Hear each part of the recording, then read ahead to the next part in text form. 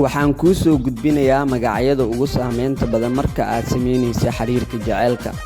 Haddii aad ka mid tahay gabdhahan oo magacaada warbixintan ku soo qaadano ma isku aragta astaamahan.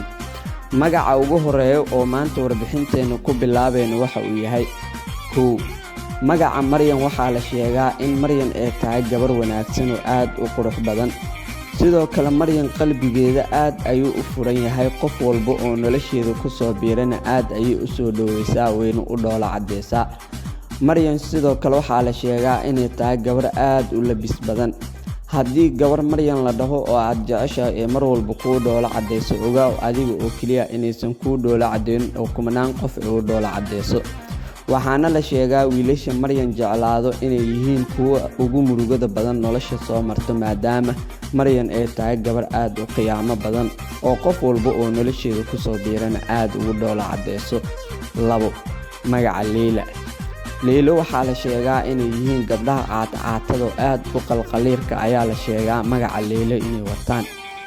Leylo waa ay ku soo dhaweynaysaa si walaaltinimo iyo galgacayl ku jiro oo qurux badan ayay ku soo dhaweynaysaa. Waa ay ku sheekeynaysaa xiriirkiinana in muddo ayuu soconayaa. Kulankiina waxa uu noqonayaa si joogto ah, sheekadiina aad ayay u qurux badnaanaysaa. Dhibaatadii jirto waxa ay tahay muddo markii aad la socoto Leyla waxa ay ka raacaysaa ninkii lacag leh, siiba ha ahaadaan kuwa Yurubta ka imaaday. Leylana sidaas ayaa ku weynaysaa jaceylkii muddo aawadeena qalbigaada sidaas ayuu u burburayaa. 3. Magaca Qadro waxaa la sheegaa inay yihiin gabdho aad u ixtiraam badan oo jaceylka ku fiican, laakiin waxa ay la kulmaan khiyaano ayay la kulmaan magaca Qadro, maadaama ay yihiin gabdho aad u adag oo aan u adkeysan karin beenta iyo waxyaabahaas. Xiriirka jaceylkana waxa uu yahay kuwo inta badan qofka marka jaceylka uu sameynayo oo la kulmayo caqabado fara badan. Qadro marka go'aankeedu adag sidaas ayay jaceylkeeda ugu weysaa. 4. Magaca afraad oo ku soo qaadanayna waa Ayaan. Gabdhaha Ayaan waxaa la sheegaa inay yihiin gabdho aad u qurux badan oo dhaadheernimadooda waxa ay ku darsadeen inay mar walba ku soo dhaweeyaan way ku dhoola cadeynayaan.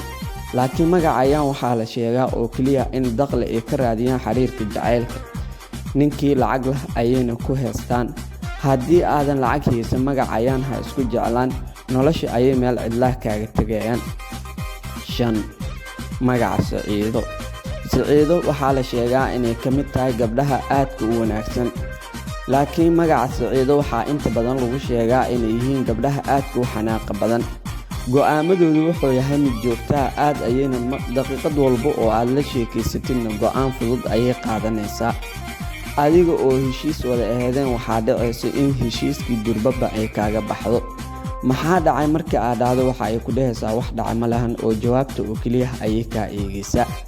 Haddii 5taas magac mid ka mid ah aad jeceshahay ma ku aragta astaamahan aan soo qaadanay.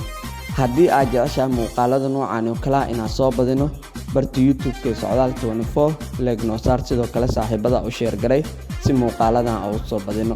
Adiga ahaan magacyada hayso waa noo soo gudbi kartaa si warbixinta dambe aan ugu soo qaadano.